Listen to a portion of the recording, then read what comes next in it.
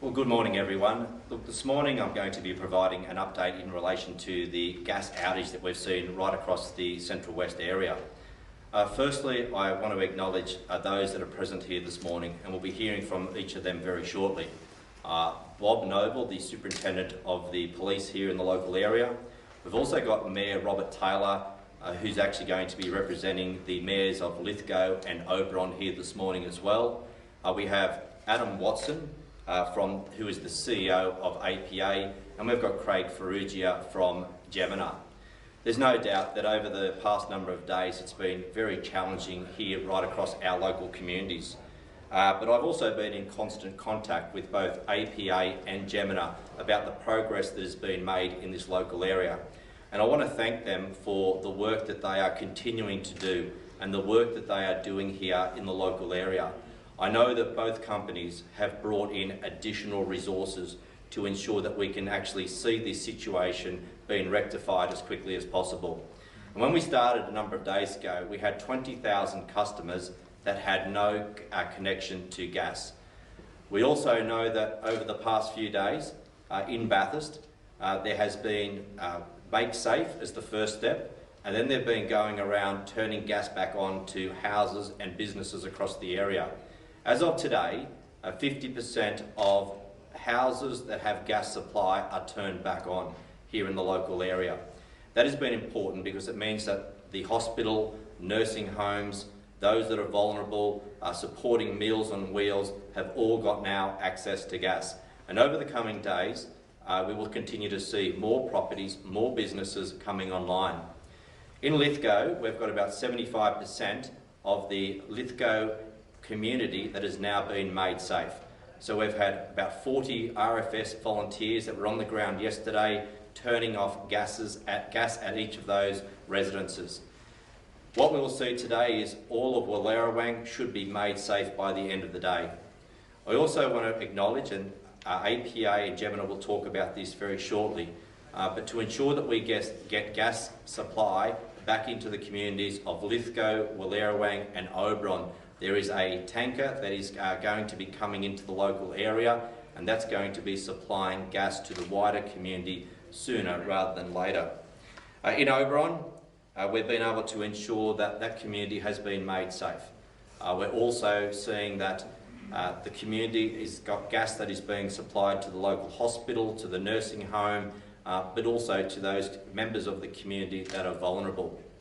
I also want to thank the work that has been undertaken by all of those that are actually undertaking this task. There are incredible stories that are happening right now.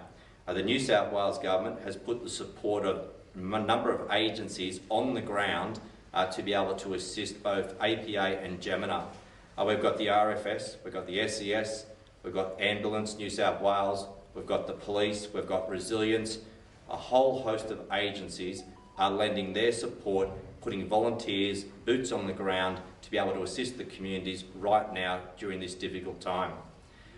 I also want to say thank you to the councils. I'm in regular contact with Lithgow Council, Oberon Council and Bathurst Council, ensuring that they are continually supporting their communities as well. And I want to thank them for ensuring that they have established a number of facilities around their local area where people can take a hot shower. They have been set up in various locations, and I encourage the community, if they need a hot shower, to actually contact the council, go to their website, go to their Facebook page to find out where these facilities are located within the local area. The other thing too is, if people need assistance, right now, please contact Service New South Wales. They are providing support for those that need it right now. And there are people who are vulnerable in our communities. And if they wish to seek that assistance, please contact Service New South Wales on 137788. Again, there are many stories of people that have actually lent their time. We've got local tradies, local contractors from right across the area that have volunteered their time over the past number of days. I say to you, thank you. I say to the community, thank you for your patience as well during this difficult time, because there are neighbours that are looking out after one another. There are people that have actually been ensuring that elderly in our communities have actually been given an extra blanket. It might even be simple things like a kettle to ensure that they can boil hot water. In some cases as well, in some cases I also want to remind the community to actually not try and reconnect gas yourself. You need to wait for a technician to arrive. You need to ensure that it is done in a safe way. And please, if you have a barbecue or if you have appliances, please don't bring them inside the house. You are putting yourself at risk. I made it very clear the other day that I wanted APA and Jemena to deal with this situation as quickly as possible. And I want to commend them for the work that they have undertaken so far. We know that they are working as fast as they can to ensure that this situation is back to normal as quickly as possible. I'm now going to hand over to Superintendent Bob Noble, then we'll hear from Robert Taylor, Adam Watson from APA and Craig Ferrugia from Jemena. Thanks everyone. Well, yes, we have wrapped comprehensive emergency management response around this incident and this issue. That has, as the Deputy Premier has said, brought together all of our emergency service organisations, all of our functional areas, including health, welfare, all across the spectrum of government to ensure that those out in our community that are affected by this event, and there are many obviously, are not left out. As part of that process, we conduct several times a day a briefing of the whole of the group. There is a very large and comprehensive briefing, and there are senior representatives from council and from each and every council in those briefings, and I can assure anyone out there that thinking their interests might not be represented at this level that they are. Those representatives from council are very forthright in putting forward their constituents' needs and rights and their wants, and no one's being left out. So I can assure everyone there's very strong advocacy for each and every community. Going forward, we'll maintain this emergency management response until this issue is resolved. As has been said, APA and Jemena have brought a range of technical solutions and staff and resources into this. And I must say I've been very impressed by the energy and resourcefulness and the drive they have demonstrated in devising and implementing solutions. So I think people can have a high degree of certainty that everything that can be done is being done. Going forward, we'll continue to keep information coming via police media. I would encourage people to continue to peruse that information as it comes out. It will be kept contemporary and up to date. And also, as the Deputy Premier said, if people are needing assistance, they can get that through Service New South Wales. Whatever that might be, we know there are people out there that are vulnerable, and they will be catered to. I will hand over to Mayor Taylor now, who is representing the mayors from across the district. Thank you, Robert.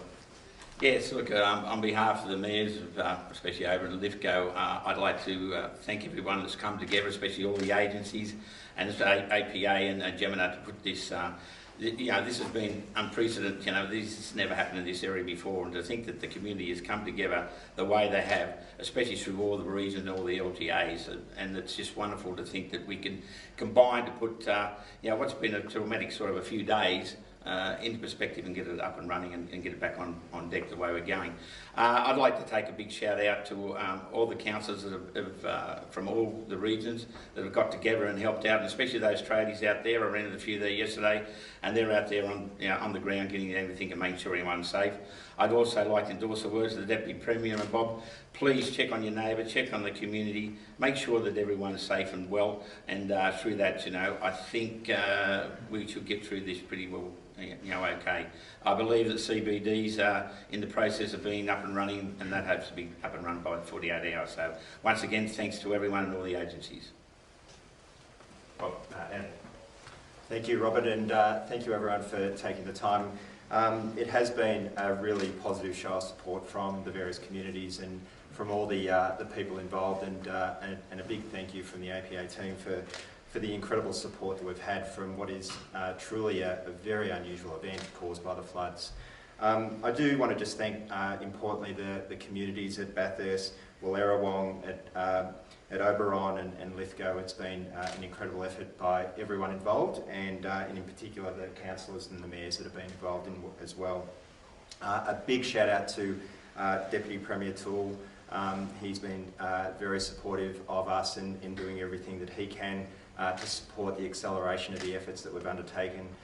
We're in very regular dialogue and again really appreciate the support there. Importantly also the New South Wales Government. I do want to thank the New South Wales Government for a lot of the support that they're providing. Again, I hope everyone understands the acceleration that's going on here to bring gas back to the community. It's been done in a very safe way, but importantly in a very accelerated way, and the New South Wales Government has been instrumental in making sure we've got all of the appropriate approvals and so forth to be able to deliver gas back to the community in a safe and efficient way. To the federal member, Andrew G, I'd also just like to thank him for his support.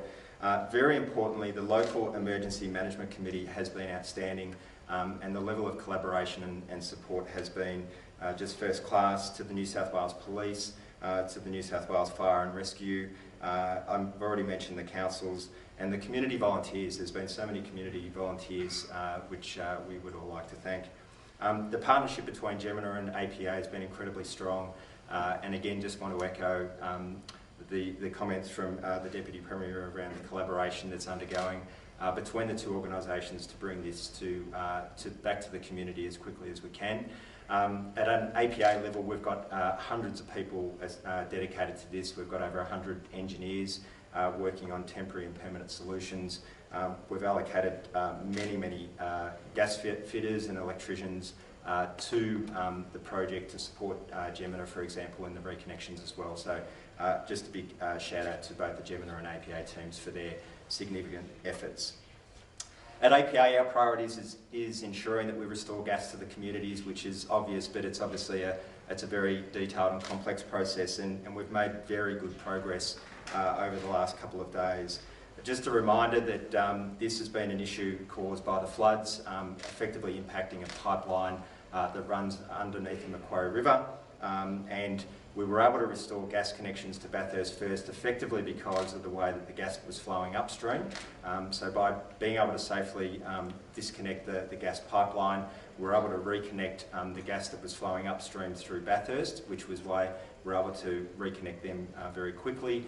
And now we're working through the other three communities to ensure that we can restore that very quickly as well. The Deputy Premier has already mentioned the work that we're doing around bringing a 42-tonne LNG vessel to site here in the communities. That will then enable us to connect LNG, and we're shipping LNG tankers up to New South Wales as we speak to ensure that we can then quickly fill that vessel, and that will provide some temporary relief to the community. That was not going to be able to ensure that everyone is reconnected, but what we are able to do now, we believe with a high degree of confidence, is to include a secondary piece of temporary solution, effectively a temporary pipe that will sit, again, temporarily along the riverbed, along the Macquarie River, reconnect that pipeline, and we're very hopeful that we can get our communities, the remaining three communities, up and connected over the next week or two. Hopefully by sometime next week would be our ambition, and I'm incredibly proud of the work that's been done by the teams to accelerate that. We're also working through the permanent solution. The permanent solution is effectively replacing that section of pipe that has been damaged by the floods.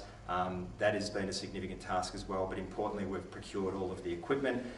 That equipment is being loaded onto trucks and being shipped up to site as we speak. We've already started a lot of the surface works. You can imagine that the floods don't just impact the river, it actually impacts accessibility to the site as well. And again, we're very focused on the safety of our people and all the people that are involved, but importantly making sure that we can move as quickly as possible. And again, a big thank you to the New South Wales Government for helping us with all the permitting and so forth to be able to get to site, and also the landholders who are giving us access to that site. Those permanent and temporary solutions, and importantly the temporary solutions, I just want to emphasise that is all subject to the weather conditions remaining stable and the ground conditions being stable, but we're very hopeful that we can move that forward in the timetable that we've already spoken to. I just wanted to mention that as a gas pipeline operator, we undertake on a regular basis critical inspections of our pipeline assets. We had very recently, in fact April, May, we had undertaken inspections of that very site. to ensure it was safe, and be rest assured that our safety standards as it relates to gas pipelines across Australia, but importantly also in this community, are at the highest level. They're basically higher than anywhere else globally, and we were given assurance at that period of time that site was safe. So again, giving us a lot more assurance that the issue here has been caused by the devastation of the floods, which has impacted the community more broadly.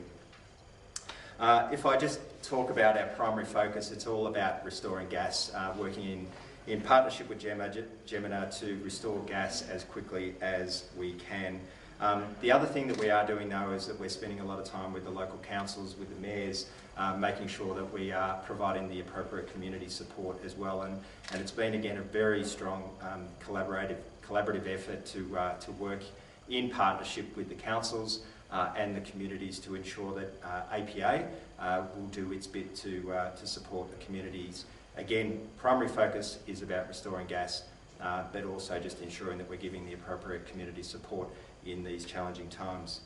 If I can just finish again by thanking everyone involved, and importantly thanking the communities for their patience, and importantly thanking for the very significant teams that have been working tirelessly to get gas restored and connecting our customers as quickly as we can. I'll now hand it over to Craig. Thanks. Thank you. I'd also like to reiterate and thank the community for their support. As you can understand, our number one priority is the safety of the community and the well-being of our customers throughout these communities as well. From a Bathurst perspective, we've made some significant progress over the last couple of days. Today we have approximately 150 people throughout the community working very closely with the various agencies to ensure that we reinstate customers' gas connections promptly. I can tell you that to date we have connected 50% of the community here in Bathurst, and that includes a number of the vulnerable community groups, including hospital, aged care units and respite centres as well. Over the next 48 hours we'll complete the remaining 50%, and our crews will certainly be here for the remainder of the week and for as long as it takes to ensure that any customers that we've missed or need to recall, we'll get them back online. For Lithgow, we're going through a process to ensure that the gas is disconnected safely. We've completed 75% of the township in Lithgow, and we will have the remainder of the community isolated by the end of today. Wallerawang, we'll start there today as well, and we'll complete our Make Safe process by the end of today as well. If I move over to Oberon, we've been able to isolate the majority of the town, and we still have a number of vulnerable customers that we've maintained supply to. So we have 64 customers there, including the local hospital and some individual residents, where we've been able to maintain supply to ensure that from a wellbeing perspective, their needs are being looked after. So things are progressing well, and we're certainly working very closely with APA and the community to reinstate gas as our number one priority. Thank you. Questions? I've got two for a Jemena representative. Firstly, a few people have said that they've had to turn their hot water back on themselves. Is there anything like when the gas gets turned on, if people have a hot water system, is it up to them to turn it back on to get the water going again? So as we move through the community, we have a door knocking process. So each of our customers, or each of our technicians will attend those premises. If the customers are home, we'll reinstate gas after we've done a test on their service. If the customer is not home or we can't gain access, we'll leave a card with a number and a response where they can contact us, and we'll send our technicians out to site. I'd encourage customers not to touch their appliances, but to follow the instructions that are left in the calling card. When do you expect customers to get access to the LPG that's going to be made available? So, in that sense, when do you expect everybody to have access to gas? So I might pass to APA to talk about the temporary solution that we bring in. Sure. So again, we are hopeful that we can get our connections to effectively to Jemena to be online by the end of this week, early next week. So from a temporary perspective, we'd hope that all connections, again, subject to Jemena's reconnection process, that we could have everyone up online by the end of next week. That's a very hopeful statement, and then the permanent solution would be a couple of weeks later. Where is the exact site? You've said underneath the Macquarie River, but where is the exact site of the fault? So it's just effectively upstream from Bathurst. So that's why we were able to Is it on private land or Crown land? It does sit on private land. So it sits under a river, effectively on land holdings. And basically what happened was you've got the pipe sitting under a riverbed. The riverbed has effectively washed away because of the floods. It's caused damage to the pipe. Ordinarily, if you didn't have floods, you'd go in there and do a reasonably quick fix. I shouldn't say ordinarily because this almost never happens, but you would imagine that you'd be able to get in there for a very quick fix. Obviously, we've got the challenges of the floods being able to access the site. And again, the way that we were able to restore Bathurst was because effectively the gas is flowing upstream. By disconnecting prior to Bathurst, we're able to reconnect Bathurst to ensure that they had appropriate gas. Our safety valves turned off the gas, which is why we have to reconnect through Bathurst. And now what we're doing is trying to reconnect the pipe under a temporary solution and a permanent solution to get the permanent gas flowing back up through the other communities. Where they're pending, how long do you expect the permanent solution to take to complete? We would expect that to be up and running by the first week of December. And any consideration given to relocating the pipe if this has been a problem because of flooding and probably more floods are to come? What work will be done to either reinforce it or relocate it? Yeah, so as I said, we've got about 100 engineers working on that solution as we speak, as well as the temporary solutions. That will certainly be taken into account, and we have no doubt that there will be some permanent damage to the riverbed as a result of what's gone on. So rest assured that we will solution this in a way that that protects us as you would expect. Can I also just rest assure you, though, that the pipe as it was safe. It's obviously just that the severe floods have caused damage to that, which is quite unprecedented. This might be a question for Jemena. Will you be suspending the accounts of all customers who've been affected and haven't been able to access gas, even with the access to LPG? Will they get that free, basically? So our priority at the moment is the reinstatement of gas supply. So that's our primarily focus at the moment. So when will you consider whether or not to suspend bills for people who haven't had access to gas? So that's something I'll need to take on notice and come back to you. Mr. Toole, just a quick question for you. The federal member for Clare Andrews called for state and federal government assistance to support businesses and residences who've gone without. Is that something you'd consider, or is something you've already actioned? This is already in discussions, and obviously there are discussions at a state level. I certainly hope the federal member is raising that with the Commonwealth government as well. This is important about ensuring that we look at what support is to be made to individuals, to households and even to businesses, and obviously we'll be speaking with the federal government, but also we'll be speaking with the companies here as well. Deputy Premier, the portable showers, who's footing that bill? This will be, obviously I've got to say that councils have stepped up, and I think councils have really shown their support in the local communities. We've got the councils of Lithgow, Oberon and Bathurst that have all put temporary showers in at this point in time, and they may be in for several weeks. We'll just have to see what the numbers are like as we're starting to see gas being restored to properties across the area, as to seeing how long they are needed in the local community. But what they are doing is put an alternative measure in place to ensure that those people that need to take a hot shower are able to do so. And look, they might sound like simple things, but they are important things in our community, and having those facilities and access to those facilities has been important. APA Jemena, shouldn't you be footing that bill? All I can say is that our process at the moment, and I'm sure Jemena would share the same, is that our focus is on ensuring that we get gas connected to our communities, and that's our number one priority. And I'll just echo what Jemena said, is that we are doing everything we can to work with the local communities, with the councils, with the mayors, to ensure that we're supporting the community in an appropriate way. The relighting process, is that just going to happen once? Or once you get a permanent fix, will that have to happen again? No, certainly once we've gone through the relight process, that'll reinstate gas to customers' homes, and it shouldn't need to occur again. Can you tell us a bit more about how you determined which areas to reconnect first, how those decisions were made? Yeah, so we do go through a sequencing process, and what we do is we overlay where those vulnerable groups and community groups are. So we take that into consideration. The reason we've sectored Bathurst is to ensure that the nursing homes, the hospitals and those vulnerable customers get connected first as a priority, and then we stage out to the rest of the community. And can you give us a bit more detail as well about how many hours a day your crews are out working, what kind of effort they're putting in to get this job done? So the response from not only our organisation but also the support from the broader industry has been phenomenal. So we've got around 150 people on site today. We've got technicians from right across New South Wales. We've got support from Queensland. We've got support from South Australia. And today we've got a whole group of technicians arriving from Western Australia as well. So our crews are working to ensure we manage fatigue and do this safely. But in essence, we're working from sun up to sundown. And overnight, we have a number of people available on call for any events that may arise. How many, just to give us a comparison, how many people were affected at the outset and what's that now today? So the initial outage affected close to 20,000 people. So if I look at Bathurst, there's approximately 12,000 customers in Bathurst. We've connected 50% of those customers, so 6,000 customers have been reconnected. By close of business tomorrow, we expect to have the remainder of Bathurst completed, so that'll be 12,000 customers. Has this process moved a lot faster than initially you were anticipating it would?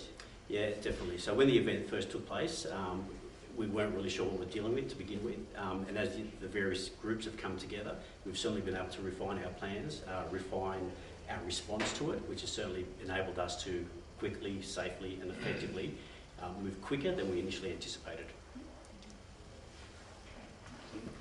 Thanks guys, thank you.